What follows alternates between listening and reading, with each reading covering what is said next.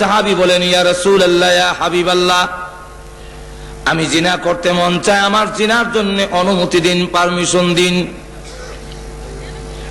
আমাদের দেশের কোন জিনাকারী, বেবিচারী কি পীর সাহেব হুজুরের কাছে গিয়ে বলবে নাকি যে আমাকে জিনা করার অনুমতি দিন? আর যদি বলে তাহলে জুতাটা ফিরানো শুরু হয়ে যাবে। কিন্তু আল্লাহ হাবিব রাহমাতুল আলামিন রাগ করলেন না, গোসা করলেন না। তাকে শুধু বললেন, ঠিক আছে, আগে বলো তোমার বোনের সাথে যদি কেউ জিনা করতে চায় তুমি পারমিশন দিবি কি? না গো হুজুর, হাত ভেঙে ফেলবো। কেউ যদি তোমার মেয়ের সাথে জিনা করতে চায় তুমি পারমিশন দিবি? হুজুর বলেন কি, ঠ্যাং ভেঙে গেলাম। তোমার মার সাথে যদি কেউ জিনা করতে চায় তুমি অনুমতি দিবি কি? হুজুর ওর মাথা ভেঙে ফেলবো। ঠিক আছে, তোমার স্ত্রীর সঙ্গে যদি কেউ জিনা করতে চায় তুমি পারমিশন দিবি কি? হুজুর ইসরাফিলের সিংহে হু দেওয়ার আগে আমি নিজে হু দিলাম, কিয়ামত শুরু করে দেবে। আল্লাহ রাসূল বলেন, লা সাহাবিক, এবার জবাব দেখ, পৃথিবীর যত মহিলা আছে সব মহিলা চার ভাগে বিভক্ত, হয়তো কারো মেয়ে, না হয় কারো বোন, আর না হয় কারো মা হবে, না হয় কারো স্ত্রী হবে। তুমি যার সাথে জিনা করবে ওই মহিলা তো কারো বোন, না হয় কারো মেয়ে, না হয় কারো মা, না হয় কারো স্ত্রী। তোমার কাছে যেমন তোমার মার ইজ্জত আছে, তোমার কাছে যেমন তোমার স্ত্রীর ইজ্জত আছে, তোমার কাছে যেমন তোমার বোন এবং তোমার মেয়ের ইজ্জত আছে। যেই লোকের বোনের ইজ্জত নষ্ট করবে তারও তো বোনের ইজ্জত আছে, কেমনে নষ্ট করবে? তার কাছে তো খারাপ লাগবে। এমনি লোকটা হুজুর এমন সুন্দর চরিত্র জীবনে কোনোদিন কারো কাছে পাই না গো আল্লাহর হাবিব, আজ থেকে তওবা করলাম, আর জিন্দেগিতে কোনোদিন আমি জিনা করব না। ভাইরা আমার, তাহলে দেখা গেল রসুলের চরিত্রের কাছে আসলে খারাপ চরিত্রের লোক ভালো হয়ে যায়। আল্লাহু আকবার।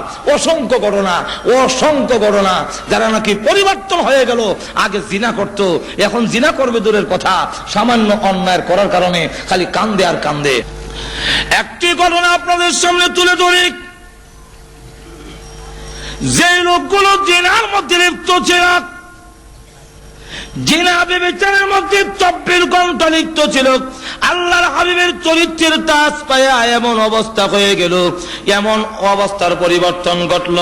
হযরত সালাবাতুল আনসারী নামে একজন সাহাবী, সালাবাতুল আনসারী, ওনার বাড়ি হলো মদিনা, আর মক্কা থেকে হিজরত করে এসেছেন। তার নাম হলো সাঈদ ইবনে আব্দুর রহমান।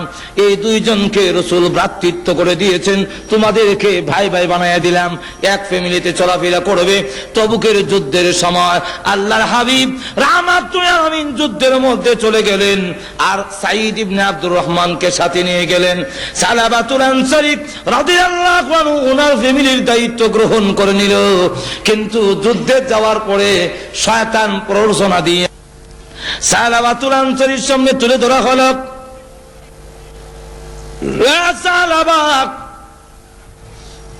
সাঈদ ইবনে আব্দুর রহমানের স্ত্রী বড় সুন্দরী, স্বামী বাড়িতে নাই, বিরাট বড় সুবর্ণ সুযোগ। এই প্রলোভন দিয়ে পর্দার ভিতরে নিয়ে গেল। সালাবা ওই মহিলার হাত গিয়ে ধরেছে, যেই মাত্র টান দিল, মহিলা ডাক দিয়ে বলে, সালাবা রে, তোর কি আল্লাহর ভয় নাই? কিয়ামতের মাঠে কি তুই আল্লাহর সামনে দাঁড়াবে না?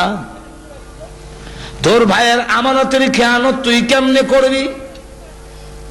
কিয়ামতের মাঠে আল্লাহর সামনে কি জবাব দিবে? বিশ্বাসঘাতকতা এবং জিনা যদি করস। এতটুকু বলার পরেই সালাবাতুল আনসারীর অন্তরে জাহান্নামের আগুনের ভয় এসে গেল। হাত ছেড়ে দিয়ে দৌড়ে পাহাড়ের কাছে গিয়ে বৃক্ষের নিচে সেজদা দিয়ে কাঁদলেন, প্রভু অন্যায় করেছি, অপরাধ করেছি, মেহেরবানি করে তুমি মাফ করে দাও। এদিকে সাঈদ ইবনে আব্দুর রহমান যুদ্ধের ময়দান থেকে ফিরে আসলেন বাড়িতে। এসে দেখে সালাবাতুল আনসারী বাড়িতে নাই। তখন তিনি গেলেন, জিজ্ঞাসা করলেন আমার ভাই সালাবা কোথায়? উনার স্ত্রী বলেন পূর্ব দিকে চলে গেছে। সালাবাতুল আনসারীর অনুসন্ধানে বের হয়ে গেল, গিয়ে দেখে পাহাড়ের ভিতরে গাছের নিচে সেজদা দিয়ে কান্দে, প্রভু গো আমি গুনাহগার, তুমি গফফার, আল্লাহ তুমি যদি মাফ না করো, আল্লাহ আমি জাহান্নামের আগুন সহ্য করতে পারবো না। আল্লাহ কিয়ামতের দিন লাঞ্ছনা অপমান সহ্য করতে পারবো না, মেহেরবানি করে আমার জীবনের গুনাহ মাফ করে দাও। এমনি সাইদ সালাবা আর মাথা উঠাক, আল্লাহর দরবারে তওবা করো, কোনো গুনাহ করে থাকলে আল্লাহ রাব্বুল আলামিনের নাম গফুরুর রহিম, আল্লাহ রাব্বুল আলামিন তোমাকে মাফ করে দিতে পারেন। সালাবা ডাক দিয়ে কয় ভাই সাইদ আমি বাড়িতে যাব না, আমার এই চেহারা আর দেখাবো না, তুমি যদি আমাকে বাড়িতে নিতে হয় আমার দুইটা হাত গাড়ির সঙ্গে বেঁধে অপমানিত গোলামের নায়ে টেনে নিতে পারো, আমি আর মদিনায় যাব না। বাধ্য হইয়া সাইদ রাদিয়াল্লাহু আনহু সালাবার দুইটা হাত গাড়ির সঙ্গে এইভাবে বাঁধলেন, বেঁধে যখন মরা লাশের মতো, যখন নাকি মরা লাশের মতো টানে, তার মেঘ খামসানা রাদিয়াল্লাহু আনহা দৌড়ে এসে রশি ধরে টানে আর কয় বুড়া তো হয়েছো, বয়স তো কম হয় নাই, চরিত্র বুঝি এখনো বদলায় নাই। সুবহানাল্লাহ বলবেন না? আব্বা চরিত্র এখনো বদলায় না, আরেকজনের স্ত্রীর হাতে তুমি কেমনে ধরলে? যে লোক নাকি আরেকজনের স্ত্রীর হাতে ধরে, এই লোককে এইভাবে অপমানিত গোলামের মতো টেনে নিতে হয়। বাড়ির কাছে যাওয়ার পরে ডাক দিল সাইদ আমাকে বাড়িতে নেওয়ার আগে চলো আবু বকর সিদ্দিকের দরবারে যাব, আবু বকরকে জিজ্ঞাসা করব আমার মতো গুনাহগার যদি তওবা করে আল্লাহ রাব্বুল আলামিন মাফ দিবনি, আল্লাহ আমাকে মাফ দিবেন কিনা। আবু বকর সিদ্দিক রাদিয়াল্লাহু আনহুর কাছে গিয়ে দাঁড়িয়ে বলতে লাগলেন আবু বকর অন্যায় করেছি নফসের ধোঁকায়, শয়তানের ধোঁকায়, আমি যদি তওবা করি আল্লাহ রাব্বুল আলামিন আমাকে মাফ দিবেন কিনা। আবু বকর সিদ্দিক বলেন মাফ দেওয়া না দেওয়া এটা আমার ব্যাপার নয়, আল্লাহ রাব্বুল আলামিনের ব্যাপার, আল্লাহ মাফ দিবেন কিনা আমি জানি না, তুমি আমার বাড়ি থেকে বের হয়ে যাও। রাস্তায় গিয়ে ডাক দিয়ে বলে আরে সাইদ আবু বকর আমাকে বিদায় করতে পারে, আমি কিন্তু নৈরাশ হই না, আমাকে নিয়ে চলো ওমরের দরবারে, ওমরকে জিজ্ঞাসা করব আমার মতো নাফরমান যদি তওবা করে আল্লাহ রাব্বুল আলামিন মাফ দিবেন কিনা। হযরত ওমর রাদিয়াল্লাহু আনহু আরো গরম, ওনার কাছে গিয়ে যখন বললেন আবু বকর সিদ্দিক, ওমর রাদিয়াল্লাহু আনহু বলেন মাফ দিবেন কি দিবেন না আমি জানি না, তুমি আমার দরবার থেকে বের হয়ে যাও। তখন ওনার রাস্তায় বের হয়ে গিয়ে বলে সাইদ আমাকে ওমর বিদায় করে দিতে পারে, আমি আল্লাহর রহমত থেকে নরাশ হব না, আমাকে নিয়ে চলো আলীর দরবারে, আলীকে জিজ্ঞাসা করবো আমার মতো গুনাহগারকে মাফ দিবে কিনা। আলী রাদিয়াল্লাহু আনহু শোনার পরে তিনিও বললেন মাফ দেওয়া না দেওয়া আল্লাহর ব্যাপার, আমি জানি না, আপনি আমার বাড়ি থেকে বের হয়ে যান। রাস্তায় গিয়ে ডাক দিয়ে বলে আরে সাইদ আমার ইচ্ছা ছিল রাহমাতুল লিল আলামিন যেন আমার আলোচনা আমার কথাটা না শুনে, তাহলে লজ্জা হবে। আবু বকরের কাছে গেলাম, বের করে দিয়েছে, ওমরের কাছে গিয়েছি তিনিও বের করে দিলেন, আলীর কাছে গিয়েছি আলী বের করে দিলেন। এবার বাধ্য হয়ে চলো রাহমাতুল লিল আলামিন দয়াল নবীর কাছে। আমার মনে হয় রাহমাতুল লিল আলামিন তার গুনাহগার উম্মতকে বিদায় করবে না। চলো রসুলের দরবারে যাই। রসুলের সামনে দাঁড়ায় বলেন ইয়া রাসূলুল্লাহ ইয়া হাবিবাল্লাহ, ওগো আল্লাহর হাবিব আমার মতো গুনাহগার আল্লাহ রাব্বুল আলামিন মাফ দিবেন কিনা, মাফের কোনো ব্যবস্থা আছে কিনা। রাসূলুল্লাহ বলেন সাহাবা মাফ দেওয়া না দেওয়া আল্লাহর কাজ, আমি জানি না তোকে মাফ দিবেন কিনা, কিন্তু আমার রাগ হলো বিশ্বাসঘাতকতা কেন করলে, ওই সাহাবীর স্ত্রীর সঙ্গে বিশ্বাসঘাতকতা কেন করেছো, তোমার মতো সাহাবী আমার বাড়ি থেকে বের হয়ে যাও। রাস্তায় গিয়ে ডাক দিয়ে বলে হে সাঈদ আমি এতক্ষণ পর্যন্ত ভাবছিলাম আমার মনে হয় মাফের ব্যবস্থা হবে, আল্লাহর রাসূল যখন আমাকে বের করে দিলেন তাহলে মনে হয় আকাশের নিচে জমিনের উপরে আমার চাইতে বড় নাফরমান আমার আর কেউ নাই, আমাকে আমাকে বের করে দিয়েছেন রাহমাতুল লিল আলামিন, তাই রশ্মিটা ছেড়ে দে, আমি আর মদিনার লোককে আমার চেহারা দেখাবো না। সাইদ তখন রশ্মি ছেড়ে দিল, তার মেয়ে রশ্মি ছেড়ে দিয়া ডাক দিয়া বলে, হে আব্বা, ঘুরে ঘুরে দেখেছে আবু বকর তোমার প্রতি নারাজ, ওমর তোমার প্রতি নারাজ, আলী তোমার প্রতি নারাজ, এমনকি রাহমাতুল লিল আলামিন পর্যন্ত তোমার প্রতি নারাজ। আমি আল্লাহর কসম করে বলি, যতক্ষণ পর্যন্ত আল্লাহর নবী এবং সাহাবায়ে কেরাম খুশি না হবে, আর জীবনে কোনোদিন তোমাকে আব্বা বলে স্বীকার করব না। তখন সালাবা আকাশের দিকে চোখ উঠায় গেল, প্রভু দুনিয়াতে রেখেছি, কোনদিন দুষ্টামি করলে বিচার যায় আব্বার কাছে, ভাইরা বাড়িতে ঢুকতে দেয় না, আব্বাও বাড়িতে ঢুকতে দেয় না, সকলের কাছে ব্যর্থ হয়ে গেলে মা তার সন্তানকে বিদায়ী করে পারে না। প্রভু গো, আবু বকর বিদায়ী করার পরে উমরের দরবারে যেতে পেরেছি, ওমর বিদায়ী করার পরে আমি আলীর দরবারে যেতে পেরেছি, আলী বিদায়ী করার পরে রাহমাতুল লিল আলামিনের দরবারে যেতে পেরেছি, রাসূল বিদায়ী করে দেওয়ার পরে তোমার রহমতের দরজায় হাজির হয়েছি। বলো না, তুমিও যদি তোমার গুনাহগার গোলামকে বিদায়ী করে দাও, তাহলে তোমার এই বান্দা কার দুয়ারে গিয়ে আশ্রয় নিবে? আল্লাহ সকলে বিদায় করলেও তুমি তোমার গুনাহগার বান্দাকে বিদায় করতে পারো না। আবার গিয়ে পাহাড়ের ভিতরে সেজদা দিয়ে, গাছের নিচে সেজদা দিয়ে কান্দে। এই মুহূর্তে আল্লাহর পক্ষ থেকে কোরআনের আয়াত নাজিল হয়ে গেল, জিবরাইল হাজির হয়ে গেছেন, হাজির হয়ে বলেন, ওগো আল্লাহর নবী, এই মাখলুক গুলোর মালিক কে আপনি না আল্লাহ? রাসূল বলেন, মাখলুকের মালিক তো আল্লাহ। তো আল্লাহ যদি মাখলুকের মালিক হয়ে থাকে, তাহলে সাহাবাকে আপনি কেন বিদায় করলেন? তার তামাম জীবনের গুনাহ এই মুহূর্তে আল্লাহ মাফ করে দিয়েছেন। যেই মাত্র এই কথা বলেছে, এমনি রাসূল বলেন, আবু বকর একটু কুছ করে দেখো না আমার সায়লাবা কোথায় আছে। হযরত উমর দাঁড়ায় বলেন, হুজুর আমাকে অনুমতি দেন, আমিও যাব, কারণ আমিও দোষী, আমার কাছে এসেছিল, আমি তাকে বিদায় করে দিয়েছি। হযরত আলী দাঁড়ায় বলেন, ইয়া রাসূলুল্লাহ, ইয়া হাবিবাল্লাহ, আমাকে অনুমতি দেন, আমিও যাব, কারণ আমিও দোষী। হযরত সালমান ফারসি রাদিয়াল্লাহু আনহু দাঁড়ায় বলেন, ওগো আল্লাহর হাবিব, আপনি আমাকে অনুমতি দেন, আমি মুরব্বী সাহাবী, আমার বয়স বেশি। ওগো আল্লাহর নবী, উনি ইসলাম ধর্ম গ্রহণ করে সময় এত লম্বা হায়াত আর কোন উম্মতে সাহাবীদের মধ্যে, উম্মতে মুহাম্মদের মধ্যে কিয়ামতের আগ পর্যন্ত কেউ এত লম্বা হায়াত পাবে না।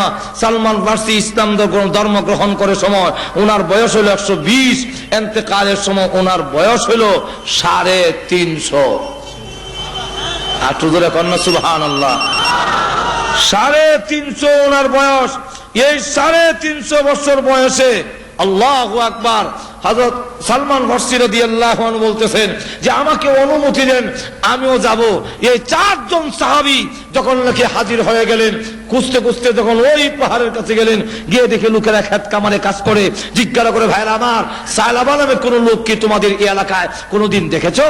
তখন লোকেরা বলে, সায়লাবাতুল আনসারী নামে কোন লোক চিনি না, তবে তোমাদের লোকটার পরিচয় বলো।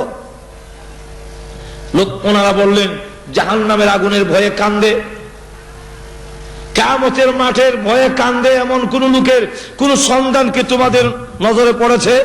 তখন তারা বলল, লোকটা দেখি নাই, কিন্তু আমরা ঘুমায় গেল ওই পাহাড়ের ভিতরে গুনগুন সুরে একটা লোক কাঁদতে থাকে, তার কান্নার আওয়াজে আমাদের ঘুম ভেঙে যায়, আমরা ঘুমাতে পারি না, আমাদের মনে হয় তোমাদের লোকটাই সেই লোকটাই হবে।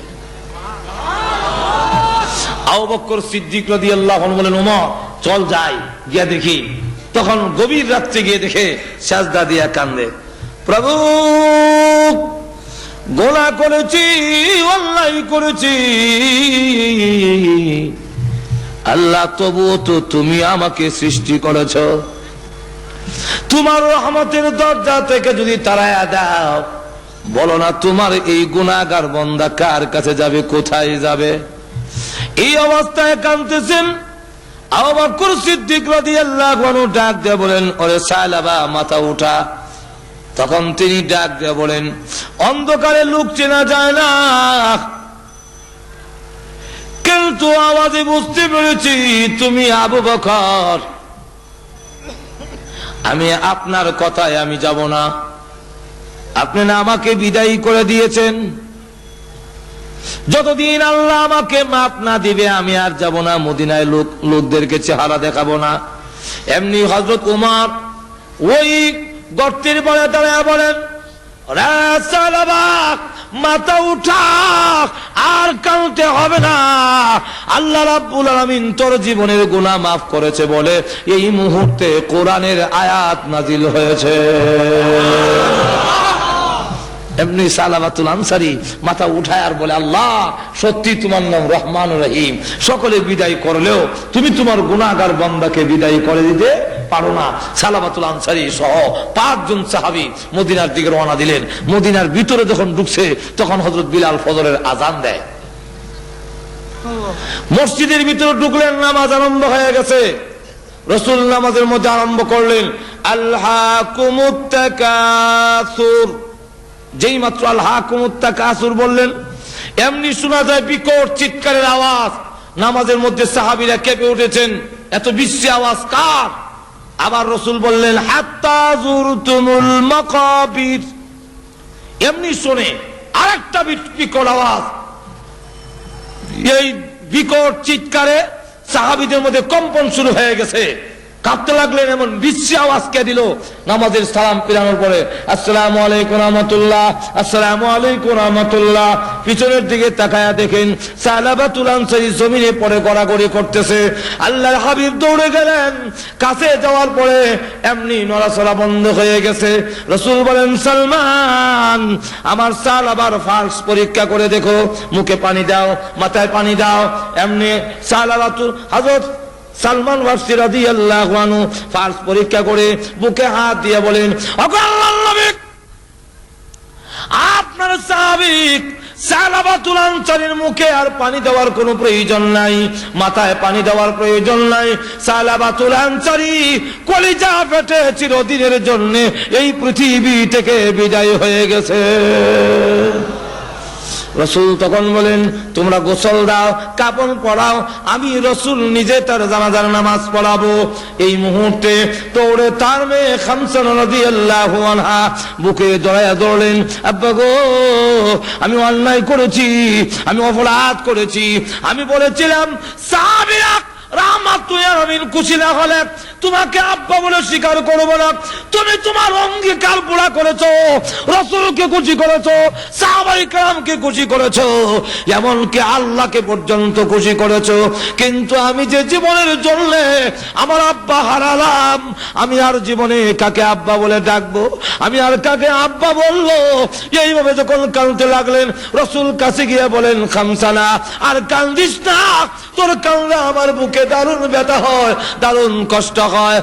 যদিও সালাবাতুল আনসারী পৃথিবী থেকে বিদায় হয়ে গেছেন, আমি মুহাম্মদ তো বিদায় হয়ে যাই নাই, বাকি জিন্দেগীর জন্য আমি রাসূল তোর আব্বা হয়ে গেলাম। যেই মাত্রই কথা বললেন, রাসূল বললেন, তোমরা কাফন পরায় নাও। কাফন পরালেন, রাসূল নিজে জানাজার নামাজ পড়ালেন।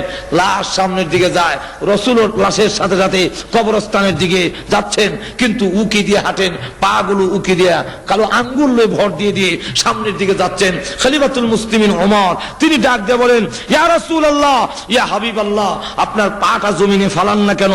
আঙ্গুলে ভর দিয়ে হাঁটলে এত তো আপনার কষ্ট হয়, আপনি পুরা পা জমিনে ফালান না কেন? রাসূল বলেন, এ ওমর, জানো না আমার সাহাবার তওবা আল্লাহর দরবারে এমন ভাবে কবুল হয়েছে, আল্লাহ খুশি হইয়া তার জানাজার আশেপাশে এবং এই এলাকার ভিতরে এত রহমতের ফেরেশতা নাযিল করেছে, আমি পুরা পাউটা জমিনে লাগাবো এতটুকু জায়গা এই এলাকার ভিতরে খালি না।